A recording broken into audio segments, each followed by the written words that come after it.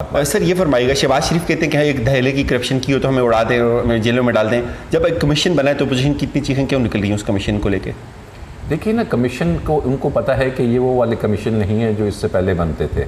अगर जो वो खुद बनाते थे, हाँ, ये वो कमीशन नहीं है। ये कमीशन उसी तर्ज पे होगा कि जैसा एक GIT बनी जिसने पैनामा में तफ्तीश की, एक GIT बनी जिसने मनी लॉन्ड्रिंग में ऐसे अकाउंट्स निकाले कि जो स्टेट बैंक के इल्म में होते हुए खामोशी थी। तो ये अगर जाएंगे तो सबसे बड़ी बात है कि इस मुल्क की आवाम को पता लगना चाहिए कि ये जो 30 बिलियन अरब डॉलर्स का जो कर्जा है, ये पैसा कहाँ गया। आवाम को पता चले कि जनाब ये पैसा ना स्कूल बने, ना रोड्स बने, ना आपको साफ़ पानी मिला। ये पैसा गया बड़े बड़े ठेकों में गया, ठेकों से किकबैक्स आई, किकबैक से आपको कमीशन मिले, फॉरेन प्रॉपर्टीज़ ख़रीदी गई, फेक अकाउंट्स बनाए गए। और ये वो पैसा है कि जो यहाँ से हुंडी के ज़रिए बाहर जाता था फिर वापस आता था।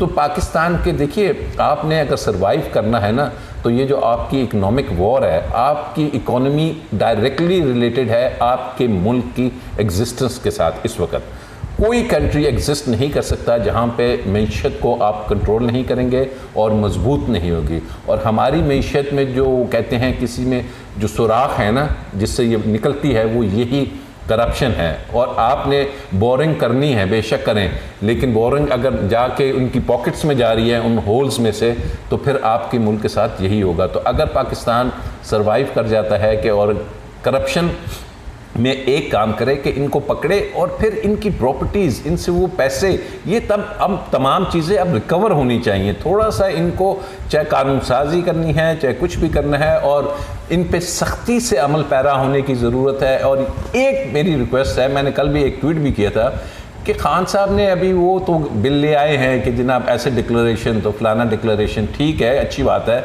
एक ऐसा भी ऑर्डिनेंस ले आए कि जनाब ये जो क्रिमिनल्स हैं जिनके खिलाफ इतने हीनियस क्राइम्स हैं, इनके प्रोडक्शन ऑर्डर्स निकालना तो बंद करें। इसी पे बात करते हैं। नाज़रीन, हम मौजूद हैं राजा अमर अब्बास साहब के साथ। सर ये फरमाइएगा, प्रोडक्शन ऑर्डर जारी किए जाते हैं, एक ऐसे लोग जो जुराइम पेशा हैं, जिन पे मनी लॉन्ड्रिंग है, जिन पे मरे हुए लोगों के नाम पे अकाउंट उन्होंने जो है वो चलाए, अब उनको असम्बली में बुला के उनकी तकरीरें सुनाई जाती हैं पूरी कौम को, और फिर उनके टीवी इंटरव्यूज़ किए जाते हैं।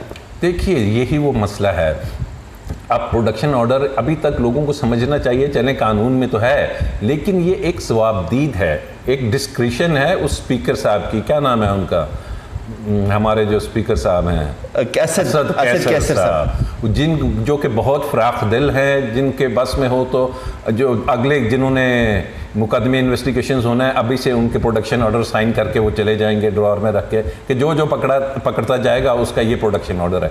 प्रोडक्शन ऑर्डर्स में कोई लिमिट होती है। आप प्रोडक्शन ऑर्डर देते हैं कि जनाब आइए, ये आपका प्रोडक्शन ऑर्डर है, आप पार्लियामेंट आते हैं, लेकिन पार्लियामेंट के किसी अच्छे एयर कंडीशन कमरे में, हाउस को छोड़ के आप बैठ के वहाँ पर 1-1 घंटे के एक्सक्लूसिव TV इंटरव्यूज़ दे रहे हैं, कौम से खिताब कर रहे हैं। देखिए, प्रोडक्शन ऑर्डर्स का मतलब होता है कि आपको ये इजाज़त दी गई है कि आप आके पार्लियामेंट का जो सेशन है, जो कार्रवाई हो रही है फ्लोर ऑफ द हाउस, उसमें सिर्फ पार्टिसिपेट कर सकते हैं। लेकिन आपको ये इजाज़त नहीं होती कि आप दौरान तफ्तीश जाके अपना मुद्दा और अपनी तमाम चीज़ें वो जाके किसी TV चैनल पे जाके 1-1 घंटे की तकारीर करें।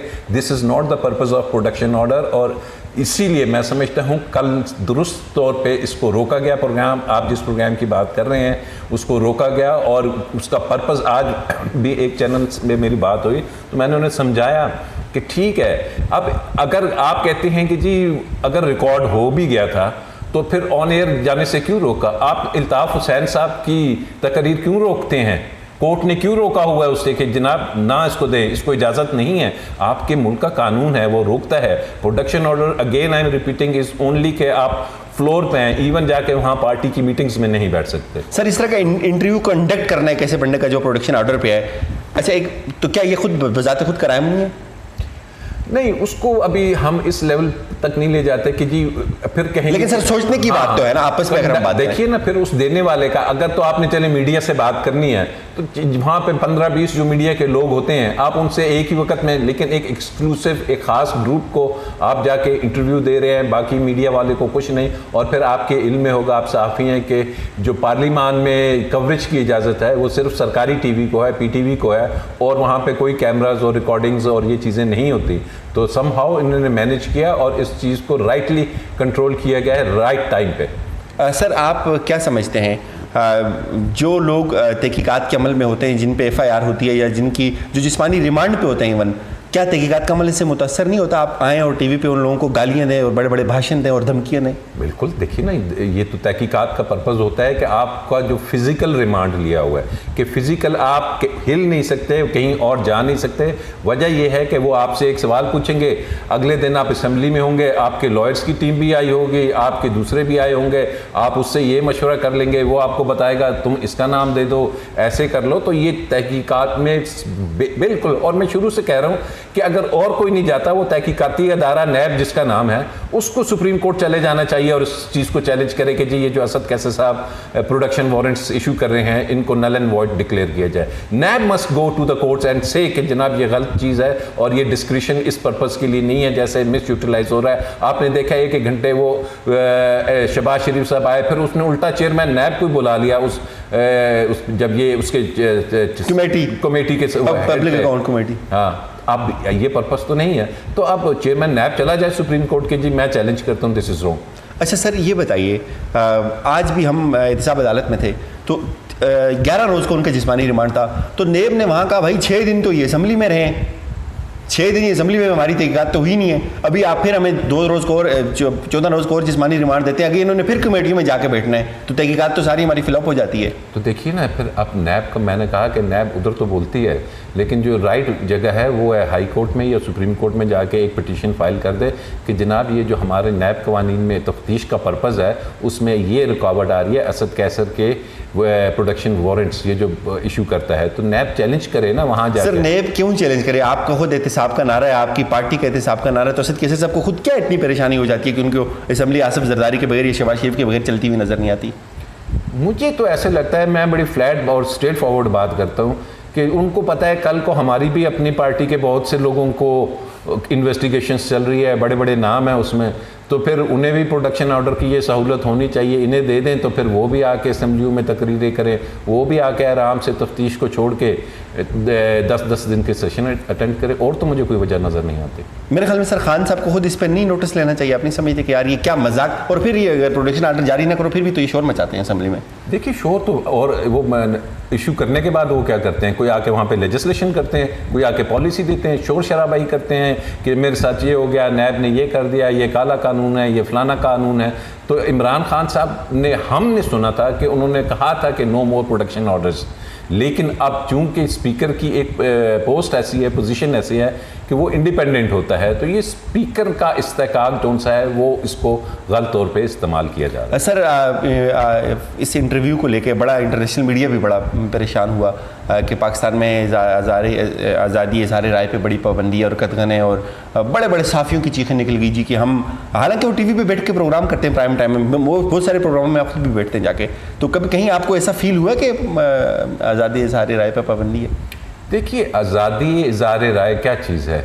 आज़ादी इज़हार राय है कि अगर आपने आके बताना है कि जी ये मेरे पार्टी का स्लोगन है, लेकिन कब बताना है? जब आप आज़ाद खुद भी हों, लेकिन आप खुद आज़ाद नहीं हैं, आप एक इतने बड़े अरबों रुपए के केस में इन्वॉल्व हैं, आपको आज़ादी सिर्फ इस पर्पस के लिए दी है कि आप जाके फ्लोर पे खड़े होके कोई कौमी अहमियत के किसी इशू में या अपने हलके की अवाम के लिए आपने वहाँ पे, आपको भेजा गया है, आपको अपने केसेस के लिए पार्लियामेंट में नहीं भेजा गया, आपको भेजा गया है कि अपने हलके की नुमाइंदगी करें। लेकिन मैंने किसी को नहीं देखा कि उसने कोई हलके की बात की हो, अपने किसी और चीज़ की बात की हो, वो सिर्फ अपने केस और ज़ात की बात करता है। तो ऐसी सिचुएशन में आज़ादी जो आपके फ्रीडम ऑफ एक्सप्रेशन है उसमें किसी किस्म की कोई, मुझे लग रहा है कि कोई इस पर चेक नहीं आ रहा, इस पर कोई आपका सवालिया निशान नहीं आ रहा। हाँ, आप जाएं, फिज़िकल रिमांड ख़त्म होता है, आपकी ज़मानत हो जाती है, आपके सामने है मरियम बीबी की ज़मानत हुई है, वो आज़ादी राय का पूरा पूरा हक इस्तेमाल कर रही हैं। इसी तरीके से आप भी आएँ, लेकिन दौरान रिमांड, दौरान तफ्तीश बिल्कुल आपको कानून इजाज़त नहीं देता कि आप जाके इतने इंटरव्यूज़ दें और आप जाके किसी किस्म का ये बाद में कहा जाए कि जी ये आज़ादी सहाफ़त। मुझे तो इंटरनेशनल मीडिया सर उसको बड़ा, मुझे तो अफसोस होता है कि ये जो ऐसे लोग हैं वो ऐसे लोगों का इंटरव्यू क्यों कंडक्ट कर रहे हैं, क्यों उनको लेके आ रहे हैं, जबकि इतने सीरियस चार्जेस हैं, जबकि सुप्रीम कोर्ट कह चुकी है कि यहाँ पे गॉड फादर्स हैं और ये हैं। तब आप जाके जो खुद कहते हैं हमें जेल जाना है, हमें ज़मानत नहीं चाहिए, और वो कहते हैं ले आएँ जी हम आपको हीरो बनाते हैं, हम आपको इंटरव्यू करते हैं, एक्सक्लूसिव इंटरव्यूज़ देते हैं। लेकिन सर क्या वो उनकी जो 8 उनकी भी जो रेफरेंसेस हैं, जो उनकी 21 इंक्वायरीज हैं, उस पर तो प्रोग्राम नहीं करेंगे कभी भी। अब फिर आप देख लेना कि ये हर सहाफ़ी या हर चैनल नहीं कर रहा, कुछ मखसूस हैं जो इस किस्म के इस मुल्क में इश्यूज़ को उभारते हैं और फॉर रीजंस के जनाब फिर लोगों में कैओस हो, लोगों को असल जो इश्यूज़ हैं उनसे हटा दिया जाए और लोग लगे रहें कि जी वो जो मोमबत्ती माफिया है और वो दूसरे हैं जिनका कोई ताल्लुक ही नहीं, वो फिर आ जाएं कि जी इस मुल्क में आज़ादी राय की। आज भी मैं देख रहा हूँ आपके सामने मीडिया में, देखिए सोशल मीडिया में बड़े बड़े लोग कि जी इस मुल्क में दोबारा से पता नहीं क्या माशाल्लाह लग गया और हम तो अब ये वही लोग हैं कि जिन्हें नज़र आ रहा है कि जनाब ये मास्टर्स थे, अब मास्टर्स जोन से अंदर जा रहे हैं, हम किधर जाएंगे। तो सर ये बताइएगा कि ये इंटरनेशनल मीडिया पे इसको क्यों इतनी ज़्यादा वो पिजराई मिल रही है, और फिर हम आज एक रेफरेंस था रेजोल्यूशन काउंसिल का इजलास था, वहाँ भी एनजीओज़ के लोग आए हुए थे। इंटरनेशनल मीडिया भी आपका ये जो 5th जनरेशन वॉर है ना, इसमें इन्वॉल्व है। ये मीडिया भी उसमें एक टूल है, जैसे इकोनॉमी है ऐसे ही मीडिया से ऐसी खबरें ऐसा वो क्रिएट किया जा रहा है कि जैसे अभी आप देखिए कि हम वो BBC उर्दू को देखते हैं, वॉइस ऑफ अमेरिका को देखते हैं, अजीब व गरीब चीज़ें। इंटरनेशनल मीडिया ने ये बातें तो नहीं की कि जो लंदन में मैच हो रहा था UK में, उसमें जो लोगों ने आके हमला किया और जो झंडे लहराए गए जो पाकिस्तान के खिलाफ। इंटरनेशनल मीडिया क्या हमारे अपने मुल्क के, आप बताइए, ये इतने बड़े सहाफ़ी हैं, किसी एक ने प्रोग्राम किया, किसी एक NGO ने उस पर बात की कि ये क्या किया है उधर, उन्होंने पाकिस्तानियों के साथ क्या जुल्म किया, और एक मारा है सर पाकिस्तानियों को, हमले किया, खास चीज़ को प्रमोट करने के लिए आए, वो कौन लोग थे। तो ऐसी सिचुएशन में लोगों को समझना चाहिए कि ये कौन से एलिमेंट्स हैं कि जो इस किस्म की हरकतें करते हैं। सर आखिरी सवाल, आप नहीं समझते कि इस वक्त कुछ मीडिया का और अपोजिशन का इमरान खान के और इस एहतसाब के अमल के खिलाफ एक अलायंस हो चुका है गैर महसूस? देखिए ये अलायंस होता है, ये अलायंस जब आपकी सर्वाइवल की बात होती है ना, जब आपको नज़र आता है कि जनाब हमारी बारी भी आएगी, हमारी भी आएगी। देखिए ना, एहतसाब जब अक्रॉस द बोर्ड होता है तो वो खाली सियासतदानों का नहीं होना चाहिए, वो हर किस्म के जो अफराद हैं। आज मैं कहीं पढ़ रहा था कि जनाब हमें तो नहीं चेक किया, क्यों नहीं, हर शख्स का एसेट, मैंने शुरू में कहा अगर एक जनरल का हो सकता है, एक जज का हो सकता है, मुल्क के वज़ीर आज़म का हो सकता है, तो फिर हर किस्म के इवन मीडिया के लोगों को भी चेक करना चाहिए। तमाम मीडिया ऐसा नहीं है, मेजॉरिटी बेहतर है, लेकिन जो कुछ ब्लैक शीप्स हैं उनको लाजमी तौर पे उन पे चेक होना चाहिए कि ये इस मुल्क में इस 5th जनरेशन वॉरफेयर का हिस्सा ना बने। मीडिया का हिसाब होगा सर कैसे? ये तो बड़ा शोर मचाएंगे और ये तो तबाही फेर देंगे कि यार ये हो गया, ये हो गया। किस तरह से शुरू होगा, कोई इसका मॉडल तो बताए ना। देखिए तबाही तो हमने वो GT रोड पे भी देखा था कि पता नहीं तबाही हो जाएगी। ये हालिया APC में भी देखा कि जी हम लॉकडाउन कर देंगे, हम ये कर देंगे। मीडिया का तो हमने देखा कि जनाब इनकी आपस में ही नहीं बनती, और ये कैसे तबाही करेंगे, क्या करेंगे, ये सिर्फ शोर मचाएंगे और पाकिस्तान की बदनामी करेंगे पूरी दुनिया में। दोस्त कोई अमेरिका में बैठा होगा, प्रोटेस्ट करेंगे, बैठा होगा, ट्वीट्स पे करना शुरू कर देगा। वो कुछ लोग हैं जो पाकिस्तान आ भी नहीं सकते, बस वो वहाँ से बैठ के ट्वीट्स करते रहेंगे जी पाकिस्तान में ये हो गया, वो हो गया। इमरान खान की स्पीच से आपको लगा कि सब अमल रुक जाएगा, कंप्रोमाइज़ हो जाएगा? नहीं, इमरान खान वही बात की है, मैं शुरू से वही बात कर रहा हूँ। देखिए अगर प्ली बारगेन होती है, ये आपका कानून इजाज़त देता है, और ये प्ली बारगेन उन्होंने इमरान खान से नहीं करनी, ये बारगेन उन्होंने चेयरमैन नैब और मुतलका अदालत में जाके करनी है। ये उनका कानूनी राइट है। तो अगर वो पैसा देना चाहते हैं तो कानून में है कि ये पकड़िए पैसा, और दुनिया भर में है। और मैं जा रहा हूँ जिसके नतीजे में वो सियासत से डिस्क्वालीफाई हो जाएंगे और आपके मुल्क में लूटा हुआ पैसा वापस आ जाएगा। बहुत बहुत शुक्रिया सर, उम्मीद है हमारे मुल्क में लूटा हुआ पैसा वापस आएगा। सर आपका अगेन शुक्रिया। नाज़रीन हमारी तरफ से यही कुछ अपना फीडबैक ज़रूर दीजिएगा। अपना ख्याल रखिए। अल्लाह हाफ़िज़।